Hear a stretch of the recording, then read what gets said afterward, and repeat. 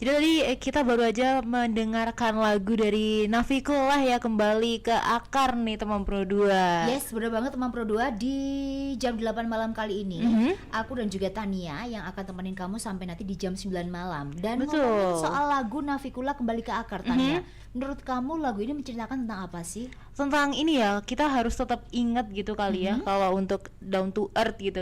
Lagunya aja judulnya Kembali ke Akar gitu ya. Oke. Kalau menurut aku sih, Oke. kalau menurut kamu gimana nih Penta? Kalau menurut aku kayaknya kita harus gak boleh keluar jalur. Oke. Jadi memang harus kembali ke asal kayak gitu. Tapi daripada kita menerka-nerka ya kan, kayaknya kita langsung aja deh tanya sama salah satu personil band dari Nafikullah. Betul, Yes. kita langsung sapa aja. Di sini ada Mas Robi nih. Halo. Halo. Penta, halo Tania. Halo, gimana nih Mas kabarnya hari ini? Kabarnya baik dan selalu senang kembali ke Malang. Kembali ke Malang. Itu dia. Boleh kayaknya habis ini baru harus ciptain lagu Kembali ke Malang. Khusus untuk Malang ya. Khusus untuk Malang ya kan. Spesial banget Malang. Kembali ke akar pohon apel. Iya. Boleh. Oke, Mas Robi, mungkin aku tadi kan udah menerka nih, aku dan juga Tania lagu Kembali ke Akar. Sebenarnya ini menceritakan tentang apa sih? Kalau ini lagu yang kita buat untuk kampanye melihat kembali atau mengingat kembali lokal wisdom, kebijakan-kebijakan lokal dari leluhur-leluhur kita gitu, dari nilai-nilai budaya-budaya lokal gitu. Terus juga kan di situ ada kayak siapa diri kita, jangan sampai lupa apa yang kita punya, apa yang kita jaga gitu kan. Jadi kadang-kadang kita kan punya, misalnya kayak aku tinggal di Bali gitu kan, ada keindahan-keindahan di Bali misalnya kayak pelestarian alam, nilai-nilai luhur yang gitu. Itu kadang-kadang kan semakin hari semakin tergerus kan. Misalnya kayak alih fungsi lahan, akhirnya mengakibatkan bencana, mengakibatkan banyak orang yang nggak happy gitu kan, gentrifikasi gitu kan. Jadi wah, ini mungkin saatnya untuk merenung, mungkin problem-problem saat ini juga termasuk mental health apa semua gitu yang dialami oleh generasi kita. Mungkin saatnya ada yang salah ini, keluar jalur tadi. Mungkin ada yang salah gitu loh. Sehingga kayaknya mari kita membumi juga tepat ya. Jadi kayak mengingat, kalau membumi itu kan di mana kita tanah dipijak, di situ langit dijunjung. Kan mungkin mulai kembali mengingat apa yang nilai-nilai, value-value bagus yang dulu mungkin sudah pernah kita lupakan gitu, keluar jalur tadi gitu. Oke, seperti itu. Jadi ternyata makna dari Kembali Akar teman Pro 2 dan juga Tania. Dan aku penasaran, gimana sih cerita awal terbentuk Nafikullah? Dan kenapa sih kok pilih nama Nafikullah? Nafikullah terbentuk tahun 96 ya. Jadi udah 30 tahun yang lalu. Nafikullah sendiri dipilih ya waktu itu ya, kita lagi nyari-nyari nama apa nih, nama band. Lagi belajar buku biologi gitu. Jadi lagi buka-buka sambil pegang buku biologi gitu karena besok mau ulangan biologi. Buka, oh ini ada, oh bagus nih namanya Nafikullah gitu, ganggang emas gitu, plankton gitu. Dan juga kita dengar dari teman-teman begitu nama Nafikullah gitu. Kebetulan kan teman-teman LSM, teman-teman nongkrongnya kita gitu. Oh, Nafikullah itu indikasi kalau lautnya itu masih sehat gitu. Jadi kalau ada perairan-perairan yang belum tercemar gitu, banyak ganggang emas ini gitu. Jadi kalau dipegang airnya dia agak nyala gitu kan.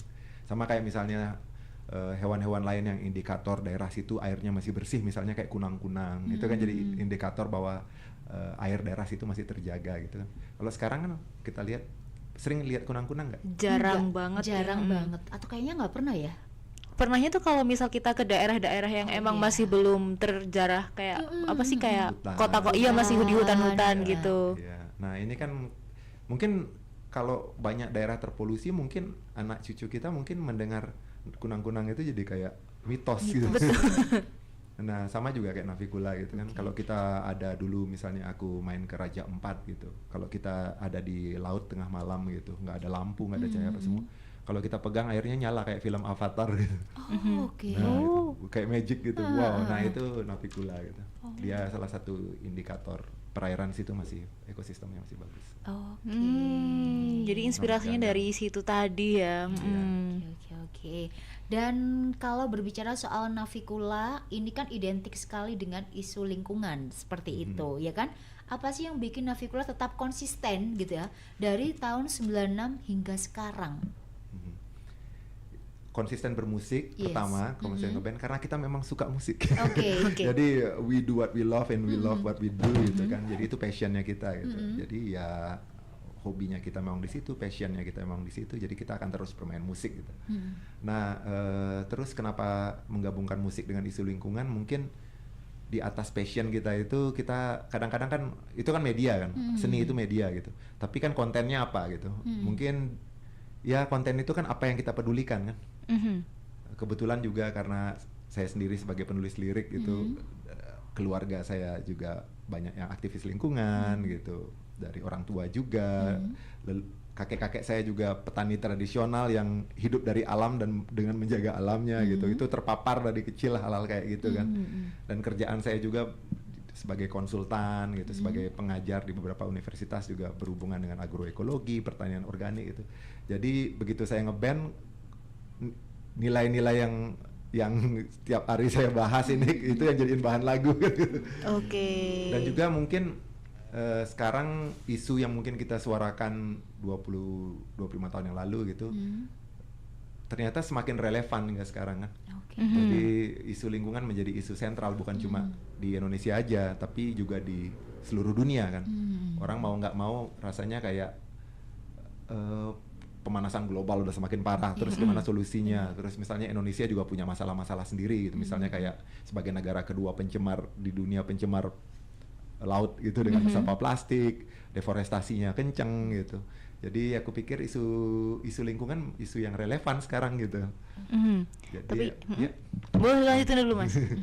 jadi ya tetap membawakan isu itu gitu. Jadi kalau kita lihat semua generasi punya masalahnya sendiri-sendiri, aku pikir isu lingkungan dan isu sosial menjadi salah satu masalah sentral di generasi kita ya.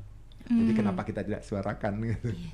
Oke, tapi kan media kritik itu sebenarnya banyak sekali ya Mas ya. Tapi Betul. menurut Emas kan sekarang kan media sosial juga udah berkembang pesat gitu ya, Betul. dan bisa juga dijadikan oleh media kritik. Benar. Nah, menurut Mas Robi sendiri, apakah musik ini masih relevan sampai sekarang untuk menjadi media kritik atas isu-isu alam ini? Ya, ada banyak sekali ya.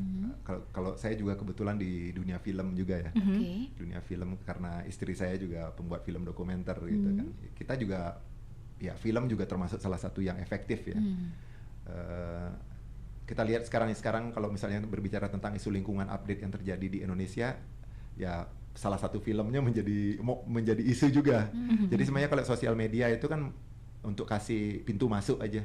Kalau sebenarnya kalau dunia film itu mengupas lebih dalam. Tapi kalau musik, kalau saya sendiri ya satu karena saya musisi, jadi saya melakukan dengan cara yang saya bisa ya lewat musik gitu ya. Terus juga musik kalau aku lihat idola-idola aku sendiri, ini kan bukan hal yang baru sebenarnya. Dunia seni pada umumnya, apalagi musik spesifik. Itu sebenarnya kan yang sudah dilakukan oleh inspirasi saya. Misalnya saya dulu dengar Rage Against the Machine gitu, bawa isu sosial ke musik. Dengar Johnny Mitchell. Johnny Mitchell itu tahun 70 itu menggalang dana untuk membangun sebuah organisasi yang kita kenal sekarang, Greenpeace gitu misalnya. Itu kan dibangun oleh konser musik kan. Oke. Ya, jadi saya terinspirasi. Ternyata musik ini bukan cuma untuk hura-hura atau cuma buat senang-senang aja, dia ada value-value lain yang pergerakan saya. Dan kalau kita lihat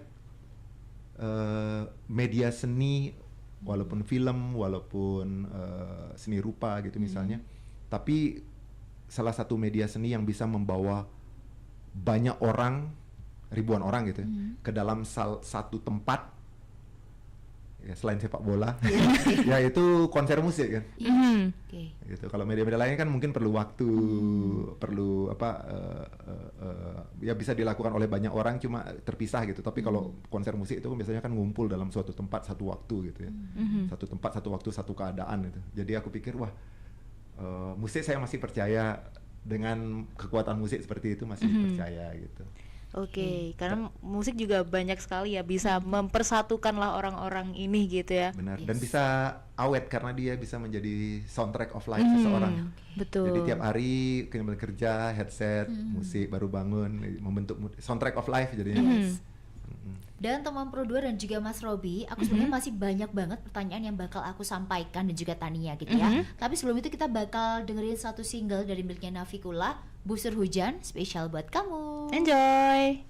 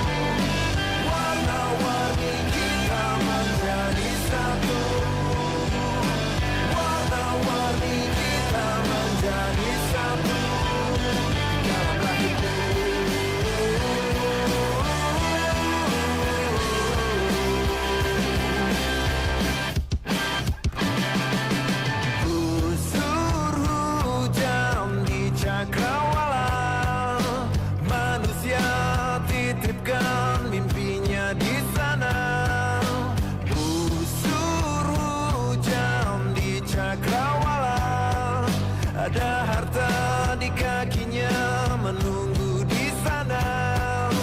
Ku kembangkan layarku, arungi samudra moyangku, kampung jam sauku ke dalam rahimmu.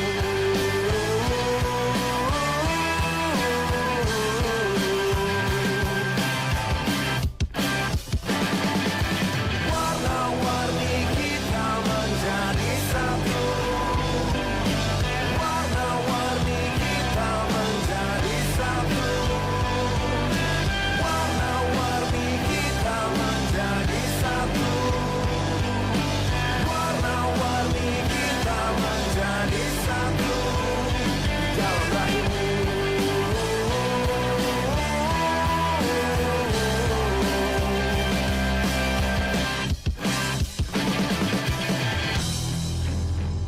Tanah harai, otan mada, ambil digusor. Kehidupan kaya selama-lama nih masa dapat anak cucu nih.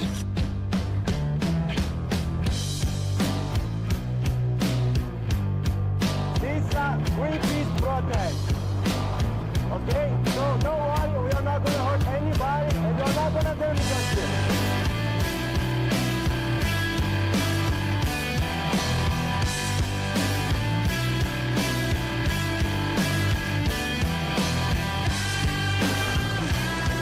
Masih tetap merampas, masih tetap menggusur, bahkan masyarakat adat kami dikorbankan, ditangkap. Warna-warni kita menjadi satu, warna-warni kita menjadi satu, warna-warni kita menjadi satu,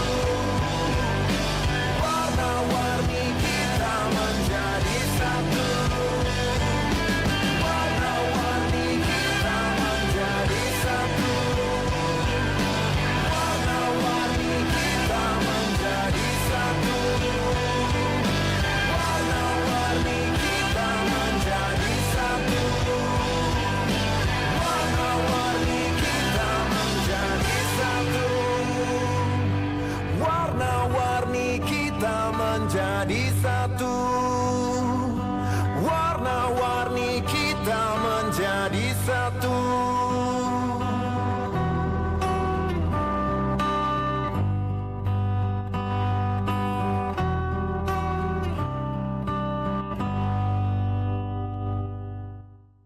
Teman Pro 2 masih di 87,9 FM Pro 2 era di Malang, teman terbaik kamu. Dan baru aja kita putarkan satu single dari miliknya Navikula dengan Busur Hujan. Aku mau Betul. tanya ke Mas Robi, Busur Hujan ini menceritakan tentang apa dan kapan diciptakan lagu ini, Mas? Oke, busur hujan dari namanya sendiri. Apa bahasa Inggrisnya busur? Arrow. Oh, iya. Arrow panahnya, anak panahnya. Tapi kalau busurnya? Aduh, ngeblank tiba-tiba. Ayo tanya ya, kamu sastra Aduh, Inggris nih. ngeblank. Apa Mas ya? Bow. Oh iya, bau. Bow. Ha. Oke. Kalau hujan? Rain. Rain. Ya. Kalau dibalik? Rainbow. Oke. Pelangi oke. kan? Mhm. Itu saya pengen bikin lagu judulnya Pelangi. Cuma lagu di Indonesia tentang pelangi udah banyak. Mhm. Habis itu bahasa puitisnya pelangi apalah? Apa bahasa sinonimnya pelangi? Bahasa puitis? Biang lala kan? Oh. Tapi udah ada lagu di Indonesia judulnya Biang lala. Ayo menciptakan kata baru nih. Kita terjemahin aja mentah-mentah nih. Rainbow jadi busur hujan. Sangat amat kreatif sekali ini. Nah, kalau ini kan sisi, kalau di dunia seni, dunia syair enaknya itu bisa mainin kata kan. Mhm. Nah, kenapa busur hujan?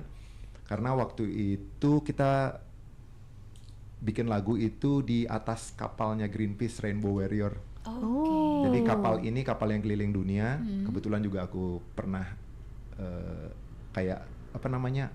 Jadi volunteer di kapal itu ya. Perjalanan di Raja Ampat, di perairan di Sorong gitu. Ya, waktu itu di kapal itu aku bantu-bantu teman-teman aktivis itu bikin kampanye untuk pelestarian keanekaragaman hayati di Indonesia. Keanekaragaman di laut, di hutan hujan gitu kan. Nah, aku pikir rainbow itu cukup mewakili warna-warni atau keanekaragaman hayati bahwa Indonesia ini menjadi kuat karena keanekaragaman, karena banyak warna gitu, ada warna bahasa, warna suku, agama, adat istiadat, dan juga yang tidak kalah pentingnya adalah keanekaragaman hayati. Jadi Indonesia ini kekuatan nation brandingnya itu ada di keanekaragaman hayati yang tidak dimiliki oleh banyak bangsa-bangsa lain. Kita punya laut paling kaya, kita punya hutan hujan yang keanekaragaman hayati yang paling kaya. Bahkan dulu sampai ada penghargaan untuk Yayasan Kehati itu kan, untuk orang-orang yang menjaga lingkungannya itu pakai Kalpataru gitu. Sampai dulu Menteri Lingkungan Hidup kita di zaman Orde Baru itu sendiri, Emil Salim itu sampai ikut menggagas berdirinya Walhi kan. Tujuannya kan untuk menjaga keanekaragaman hayati, karena orang pemerintahan pada waktu itu juga sadar bahwa Indonesia salah satu kekuatannya ada di keanekaragaman hayati. Nah, di Rainbow Warrior ini dulu memperjuangkan itu. Makanya lagu Busuri Hujan semuanya itu tribut untuk teman-teman aktivis yang memperjuangkan keanekaragaman hayati di Indonesia gitu. Makanya video klipnya kalau dinonton di YouTube itu dibikin di atas kapal Rainbow Warrior. Oh, luar biasa sekali ini ya. Oke. Itu tahun 2011. Oh, 2011. Ya, lagu lama sebenarnya. Oke, tapi tetap enak ya, maksudnya didengarin di betul. sekarang juga masih Masuk gitu, masih heeh. masuk gitu. Oke. Dan judulnya kan refnya warna-warni kita menjadi satu. Iya. Itu di Indonesia, itu di semua ruangan-ruangan penting ada kata ini. Di semua sekolah, semua kantor pemerintahan, mungkin di dalam kantor sini juga ada warna-warni kita menjadi satu. Pernah lihat nggak? Tapi bahasanya bahasa Sanskerta. Apa tuh? Bahasanya Sanskerta. Ada di semua ruangan sekolah, di depan kelas. Ada di semua ruangan sekolah. Tapi bahasanya Sanskerta. Iya. Oke. Oke, kasih Oke. clue. Dipegang tuh? oleh satu sosok burung. Oh, Bhinneka Tunggal Iya, Ika. artinya bersatu. Satu. Warna-warni kita menjadi satu. Oh iya. Betul. Berbeda-beda tetapi tetap satu. jua. Oh, iya. Bisa ini ya, Nyambung itu, bisa gitu. nyambungnya bisa nyambung banget. Jadi itu proses pemikiran awalnya itu gimana tuh Mas? Kok bisa sambil menyambung-nyambung lah semua dari Busur Hujan ini, terus Bhinneka Tunggal Ika juga Ya, gitu. berarti yang tadi aku paparkan itu bahwa kekuatannya Indonesia ada di warna-warni itu menjadi satu, keanekaragaman kan. Berarti kan benar orang pendiri negaranya kita aja udah bilang kayak gitu. Pendirinya kita udah warna-warni kita menjadi satu, Bhinneka Tunggal Ika gitu. Jadi ya aku sebenarnya orang yang cinta pada Indonesia. Oke. Sangat menyuarakan Iya. sebenarnya aku kalau pakai bahasa Sanskerta mungkin jadi Bhinneka Tunggal Ika. Cuma aku pakai bahasa yang relevan kan, warna-warni kita. Oke, seperti itu ya. Keren banget ya untuk bikin lagunya sampai senyambung itu dengan menggunakan bahasa yang puitis. Betul, Wow. idenya sangat amat luar biasa sih, ini unik banget gitu ya. Oke. Dan di Navicula itu kan berdiri hampir 30 tahun ya Mas ya. 30 tahunnya di bulan apa nih? Bulan Juli. Oh, sebentar 30 lagi. tahun ya. Oke. Sampai sekarang juga masih berteriak tentang isu lingkungan seperti itu. Apa sih yang membuat Mas Robby dan juga teman-teman Navicula sampai sekarang masih terus berteriak tentang lingkungan? Karena isunya menjadi semakin relevan. Oke. Kalau kita lihat, kalau tiap generasi itu punya masalahnya sendiri-sendiri kan. Mungkin kita jadi diskusi sekarang. Oke. Kira-kira problem di generasinya kita ini apa kira-kira? Nah mungkin Mbak Tania, Mbak Penta mewakili generasi saat ini. Kira-kira problemnya apa? Kalau sekarang kayaknya mental health ya. Oke. Yang Iya, lagi rame ya. banget Yang mental lagi- health. Setuju. Nah penyebab mental health apa? Mungkin dari lingkungan ya. Iya. Iya kan? Ya kalau aku kan nggak ngomongin tentang kenapa kekecewaan atau reaksinya kan. Kita ngomongnya semua reaksi ini pasti ada akar permasalahan. Makanya lagu Kembali ke Akar itu adalah berusaha untuk melihat akar dari semuanya. Akar permasalahannya itu apa? Ini kan mental health, gentrifikasi, ketimpangan sosial, lingkungan. Dulu lingkungan anak-anak desa yang tinggal di desa-desa lestari yang tiap hari makan dari alam, dari main-main di alam, main di sawah, mandi di sungai, itu hampir nggak ada mental health. Kalau dipikir-pikir iya juga ya. Dan sekarang orang-orang kaya yang stres itu menyembuhkan stresnya, healingnya kemana? Ke alam lagi. Betul. Iya kan? Iya, berarti kan alam akar permasalahannya adalah kurangnya tempat healing ya. Benar. Makanya kita sebenarnya dari generasi sekarang udah tahu bahwa mental health adalah problem, isu kita. Kalau kita cuma berteriak bahwa aku kecewa, aku sakit, aku marah, itu kan reaktif kan. Iya. Kalau kita mau sophisticated dikit aja berpikir, terus akar permasalahannya apa nih?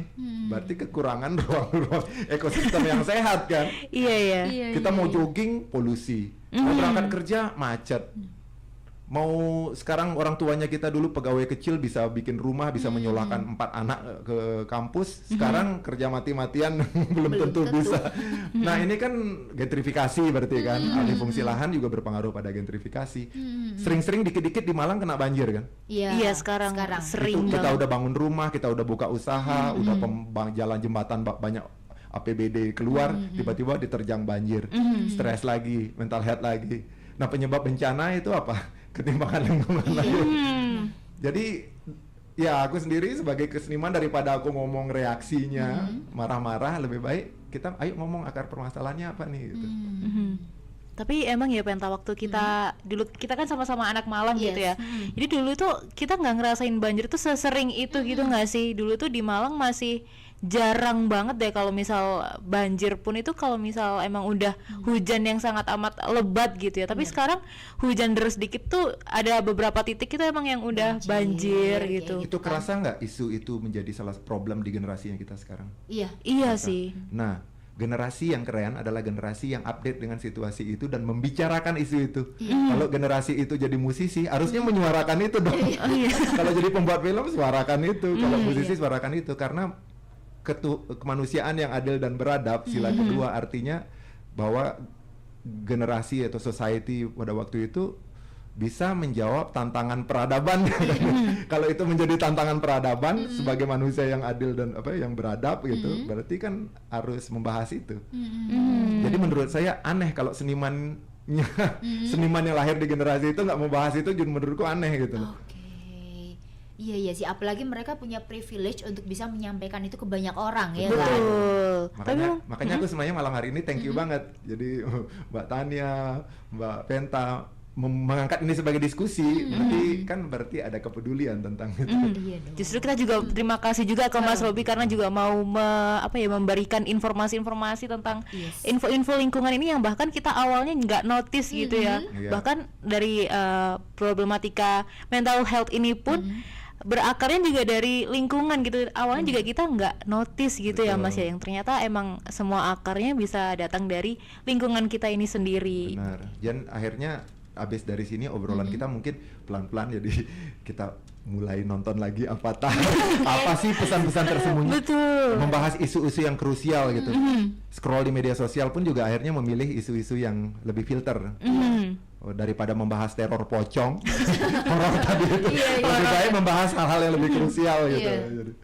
Oke, nah aku sempat baca profil dari Mas Robi gitu ya. Mas Robi itu keren banget Tania. Kamu tahu gak sih, udah berkali-kali keliling Asia bersama Global Issue Network dan juga dekat sekali dengan Walhi dan pernah berkolaborasi aktif dengan Indonesia Corruption Watch dalam kampanye anti korupsi. Sebenarnya apa sih Mas yang bisa disambungkan atau mungkin dihubungkan antara korupsi dengan juga mungkin lingkungan?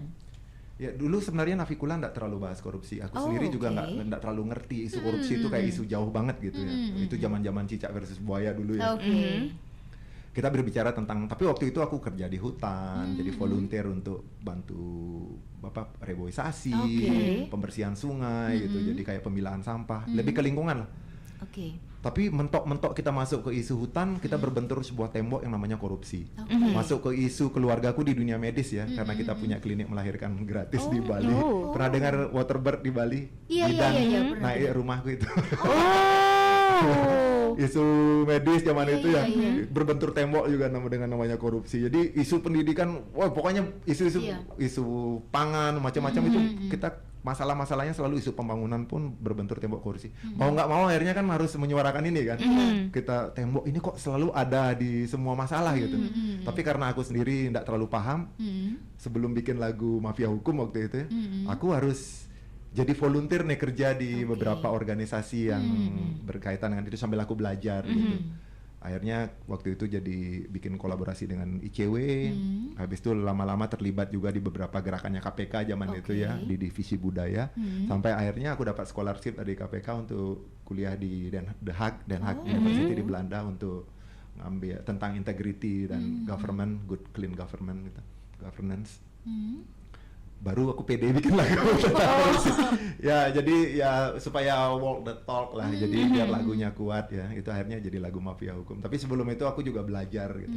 Jadi ini juga proses sebagai seniman untuk waktu kita bikin karya, mau nggak mau kita harus digging biar kita tahu apa yang kita mau omongin gitu.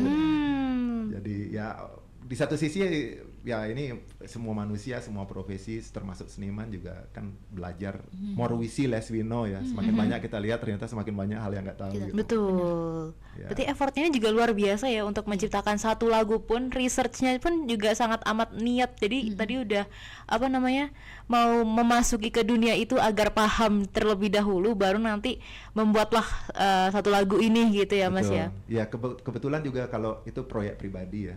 Kalau di Navikula setiap aku mau buat lagu harus riset dulu. Karena di satu sisi aku juga ngajar di beberapa kampus ya sebagai dosen tamu. Ya jadi bikin lagu tentang metropolitan gitu misalnya, tentang isu air quality index di Jakarta gitu. Jadi aku harus riset, nanya teman-temannya untuk bikin kenapa IQI apa air quality index di Jakarta bisa gini, penyebabnya apa? Apakah 15 juta kendaraan yang tumpah ruah di Jabodetabek, atau ada misalnya ada hal-hal lain seperti 8 PLTU batubara yang ada di kawasan ini gitu. Jadi atau isu sampahnya gitu. Sampai kita bikin podcast itu. Jadi di Apple Podcast, di Spotify Podcast itu ada series lagu-lagu Navikula, tapi itu cuma pintu masuk aja, membahas riset-riset dari dari aku untuk bikin lagu gitu. Misalnya tentang berbicara tentang isu radikalisme itu pintu masuk, nama podcastnya Everyone Goes to Heaven, itu lagunya Navikula. Tapi begitu kita masuk, kita berbicara tentang kenapa lagu itu ada based on riset bersama misalnya kayak ahli tentang radikalisme di Indonesia, Sidney Jones yang sudah hampir puluhan tahun. Terus lagu Mafia Hukum itu ada diskusi dengan waktu itu Ketua KPK Saud Situmorang itu misalnya, dengan Bang Dandi Laksono sebagai pengamat. Terus ya macam-macam isu tentang misalnya kayak percepatan pembangunan di Bali yang akhirnya impactnya sekarang masalah sampah, kemacetan. Itu di lagu Saat Semua Semakin Cepat Bali Berani Berhenti kan. Itu dari ada pakar-pakar budaya tentang value ini. Itu mungkin saya siapa tahu ada waktu nanti buka-buka podcast tentang lagu Navikula, riset-risetnya dan podcast ini sekarang dipakai untuk sama Melbourne University untuk materi antropologisnya mereka. Sama berapa universitas juga kayak Georgia University. Luar biasa banget. Ternyata nggak hanya bisa diterapkan di Indonesia, tapi juga sudah sampai ke luar negeri untuk ilmu yang diberikan sama Mas Robby. Keren banget ya. Global banget ya, ternyata ya, tentang isu-isu tentang lingkungan ini bisa mendunia banget ternyata, nggak cuma di Indonesia aja gitu. Tapi syukurnya kekuatannya seni itu membuat, kan biasanya kalau informasi ini kan agak boring kan, karena itu otak gitu kan, informasi, data, fakta itu otak gitu. Betul. Tapi syukurnya saya sebagai seniman ada sisi rasa, menjaga rasa. Jadi sebenarnya waktu bikin lagu pun jadi bagaimana menyeimbangkan otak dan hati. Otak itu logika, informasi, data, hati itu lebih ke hal-hal yang seniman bisa terjemahkan kan. Iya, biar rasanya juga bisa nyampe ke pendengar juga gitu ya. Dan aku tuh penasaran sebenarnya Tania, Mas Robby ini tiba-tiba ada di Malang. Ini lagi ada acara apa? Atau memang spesial untuk KRRI? Atau mungkin untuk ya menyuarakan tentang lingkungan di Malang, atau seperti apa nih Mas Robby? Nah kebetulan ini akan tanggal 30 nanti ada event. Wah ini event, aku senang banget kalau ke Malang. Apalagi event ini pas banget ya, tanggal 30 nanti di Preston Hall ada event judulnya Sounds for Earth. Jadi suara untuk bumi itu kebetulan nanti yang main ada Navikula, ada Iksan Scooter, terus ada banyak band ya. Ada ini ada aku lihat nih.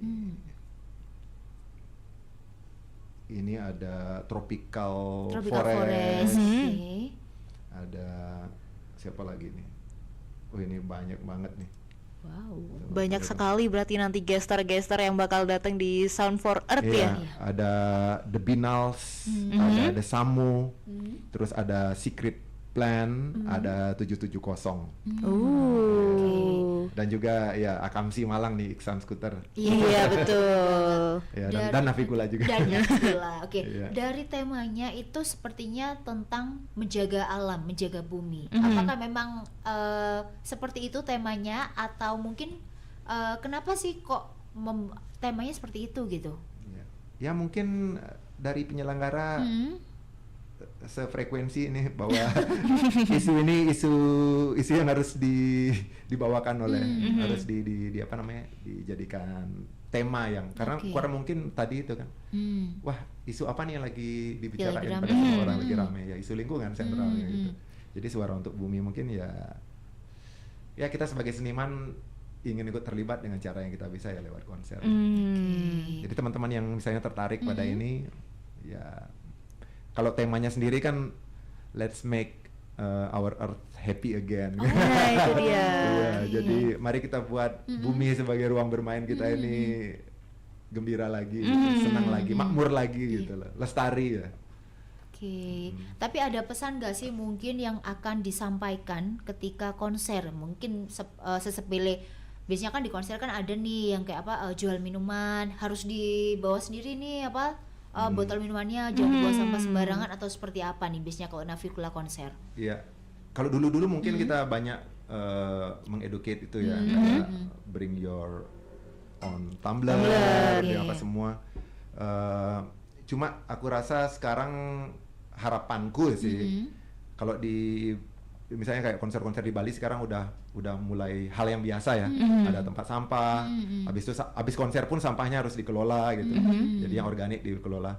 Terus teman-teman juga mulai mengurangi penggunaan plastik, apalagi kalau buang sampah sembarangan itu. Jadi aku pikir masyarakat sudah cukup dewasa untuk nggak diajarin itu.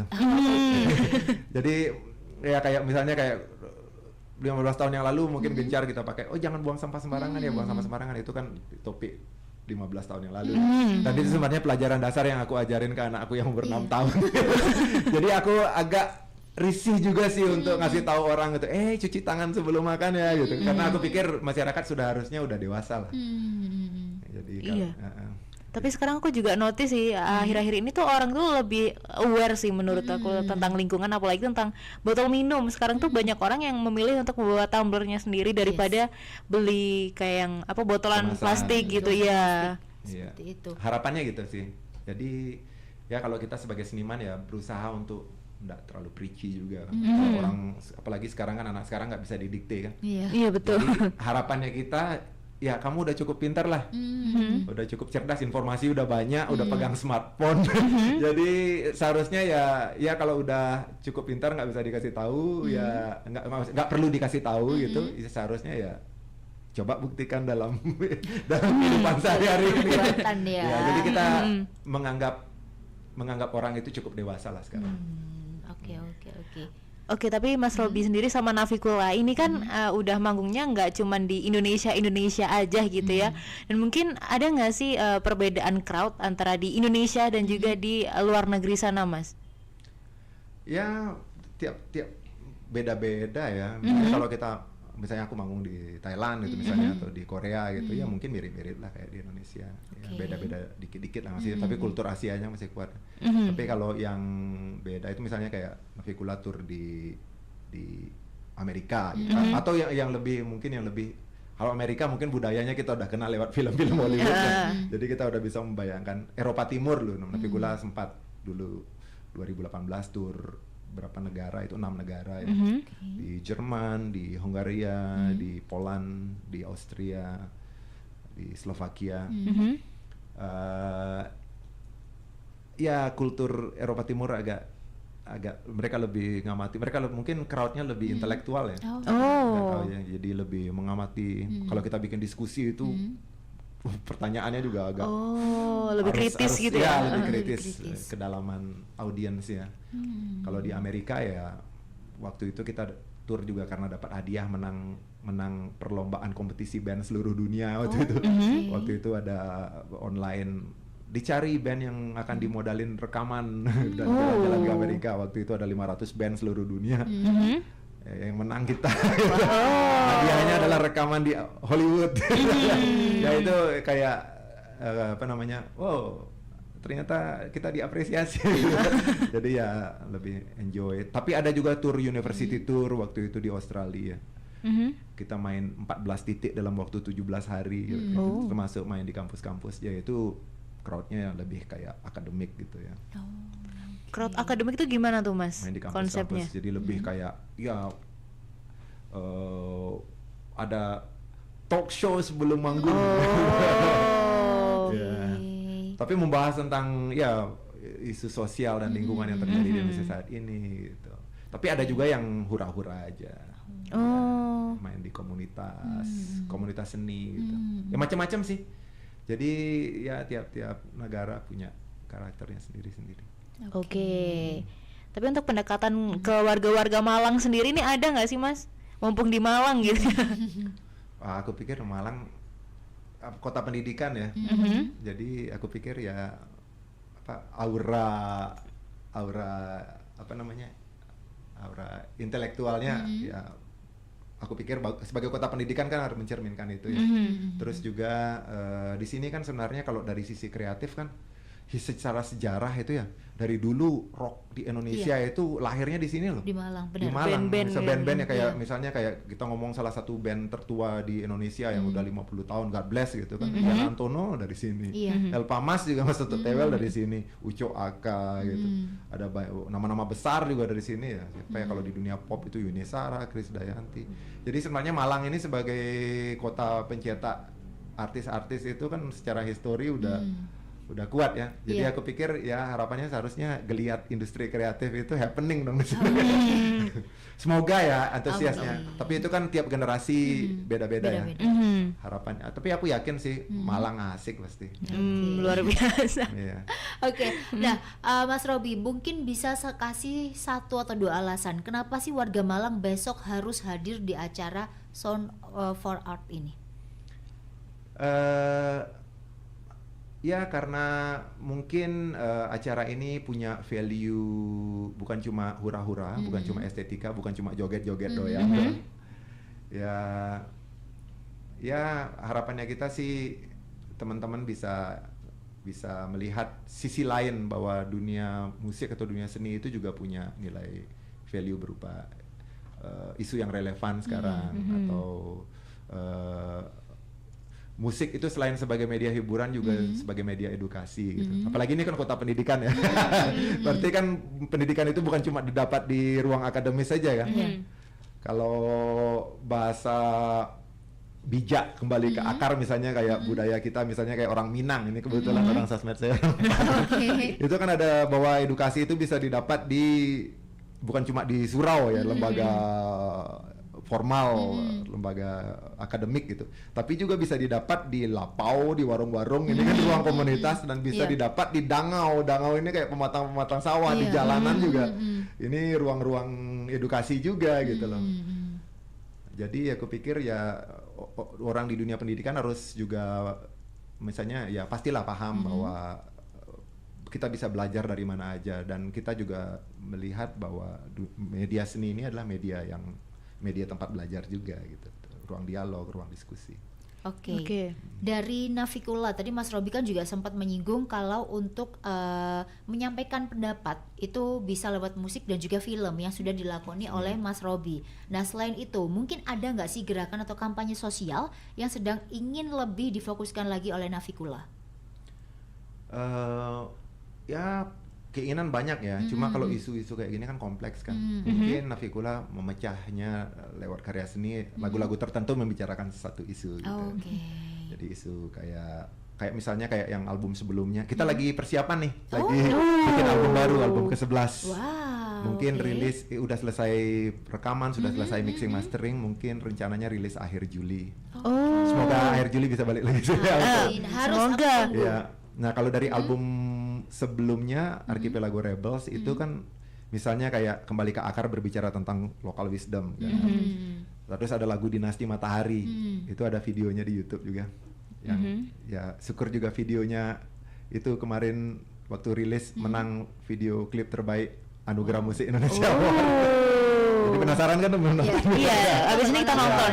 Dinasti Matahari berbicara tentang itu kekayaan Nusantara ini, kita ada di garis khatulistiwa kan. Ada bahwa budaya kita ini dibentuk karena kita punya iklim tropis, matahari. Kerajaan-kerajaan besar kita juga budaya adat istiadat kita, suku-suku di pedalaman itu juga hidup dari bagaimana hidup dari hutan. Pokoknya dari kenikmatan kebahagiaan kita sebagai bangsa tropis ini, laut kita kaya karena hangat di tropis. Jadi Indonesia ini kaya gara-gara tropis. Wisatawan pun datang ke Bali gara-gara tropis. Jadi kita menghargai, kita ini kayak pewarisah dinasti matahari ya, dihargai. Jadi sehingga mungkin kita mulai mengingat kembali kalau leluhur-leluhurnya kita bisa memanen energi matahari, seharusnya kita juga bisa memanen energi matahari. Kalau mau mandiri energi bersih ya mungkin matahari. Benar. Dari sekian banyak pilihan energi itu mungkin ya pakai yang sudah kita punya gitu. Dan dari Navicula sendiri gitu ya, tadi kan juga menyebutkan kalau memang isu lingkungan itu lagi rame-ramenya banget. Difokuskan juga ada beberapa lagu yang memang ya kayak Dinasti Matahari, Kembali ke Akar, ada juga Busur Hujan, dan lagu-lagu ini punya arti yang memang khusus untuk lingkungan seperti itu. Tapi pernah nggak sih mungkin dari Navicula sendiri pingin buat lagu di luar isu-isu tersebut? Ada kok. Banyak sebenarnya, lagu cinta juga banyak. Aku taunya yang lagu terakhir atau mungkin ada lagu Ya, lagi. lagu nih? terakhir itu Ya. didedikasikan untuk dulu pemain bassnya Navicula kan meninggal, kecelakaan mobil tahun 2018. Itu sebenarnya lagu itu didedikasikan buat dia. Kayak kita itu kayak saudara kayak kita tumbuh dari kecil ya, itu kayak kehilangan saudara, kehilangan adik gitu. Ya lagu terakhir itu didedikasikan buat dia, kan personal kan. Lingkungan personal juga penting. Terus ada banyak sih, ada lagu tentang, ada False Savior di album itu. Itu berbicara tentang algoritma komputer. Kalau kamu tertarik pada suatu topik di internet, biasanya topik yang kamu suka itu, misalnya kamu sukanya gitar gitu, algoritmanya kita ya bubble-nya kita aja munculnya di timeline-nya kita gitar. Iya, betul. Sepak bola pasti muncul sepak bola. Itu lagu False Savior, bagaimana dunia kita dibentuk oleh Algoritma kita. tadi. Tapi sebenarnya komputer kan meniru cara semesta bekerja kan. Kalau di quantum teori itu kan apa yang kamu pikir, apa yang kamu pinginkan, maka semesta akan mewujudkan itu kan. Kamu akan ditemukan dengan orang-orang yang sefrekuensi, kamu akan ditemukan oleh jodohmu yang sefrekuensi, ditemukan oleh karir gitu. Asal kita benar-benar bisa memvisualkan. Kalau teori kuantum kan itu ya. Iya, betul. Bukunya Paulo Coelho yang alkemis itu kan. Pikirkan apa yang benar-benar kamu suka, maka semesta akan bekerja berusaha untuk mewujudkan itu. Aku pikir komputer juga sebenarnya Hawking itu kan meniru semesta bekerja, algoritma gitu. Kamu suka ini, dia itu di feeding. Kamu suka teori tertentu, kamu suka teori konspirasi gitu misalnya, ya kamu akan di feeding sama teori itu. Iya kan? sih, betul. Chasing the rabbit hole gitu. Tadi saat peluncuran album, ini apakah memang ditempatkan di ulang tahun yang ke-30 dari Navicula atau gimana nih? Kenapa? Kan albumnya kan akan Rilisnya di Juli. bulan Juli ya kan? Dan ulang tahunnya Navicula kan 30 tahunnya di bulan Juli gitu. Oke. Apakah memang ini ditempatkan untuk perayaan ulang tahun ke-30 atau seperti apa nih? Sering kita kelewatan. Tiba-tiba udah September gitu loh. Kita bukannya anniversary. Oh iya gitu. Malah nggak ingat sendiri. Oke, jadi baru ingetnya yang waktu album ke ini gitu. Jadi kalau ngumpul-ngumpul tuh kita udah nggak rasa udah 30 tahun ngeband gitu. Jadi kadang-kadang sering gitu. Ya, mungkin karena sibuk ngapain, karena kita selain ngeband juga sibuk dengan kerja masing-masing kan. Ya karena ya aku sendiri juga malamnya Navicula, paginya Naviculi. kerja juga. Oke.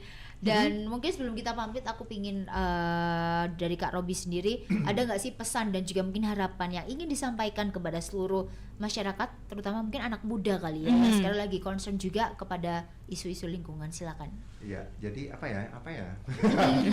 Mungkin yang paling dekat ya, datang tanggal 30 di Preston Hall.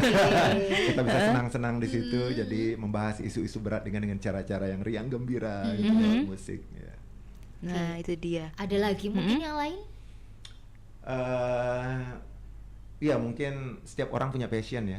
Jadi kalau aku suka musik gitu misalnya, aku suka dunia film.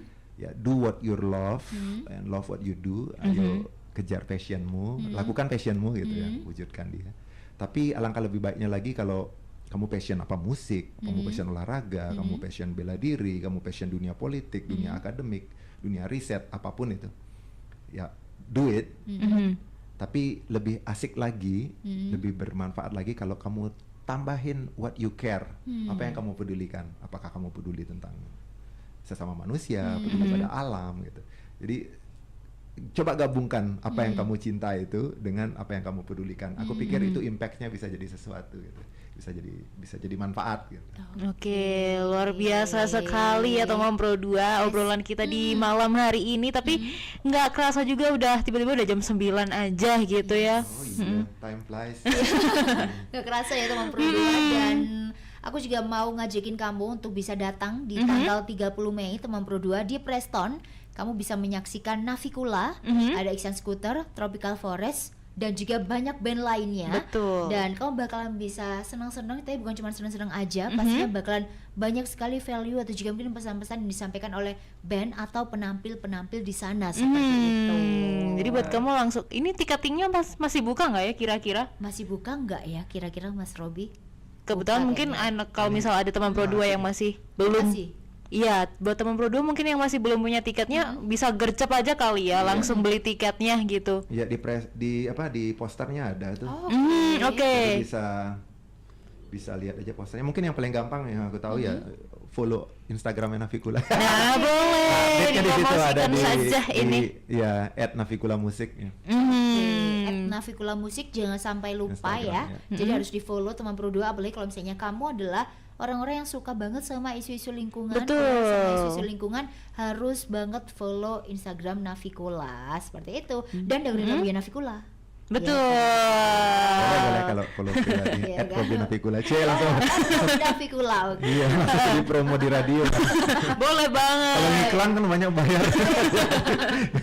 Follow @Robin Navicula. Oke.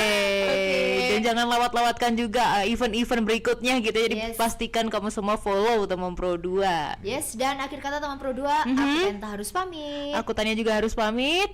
Bye-bye.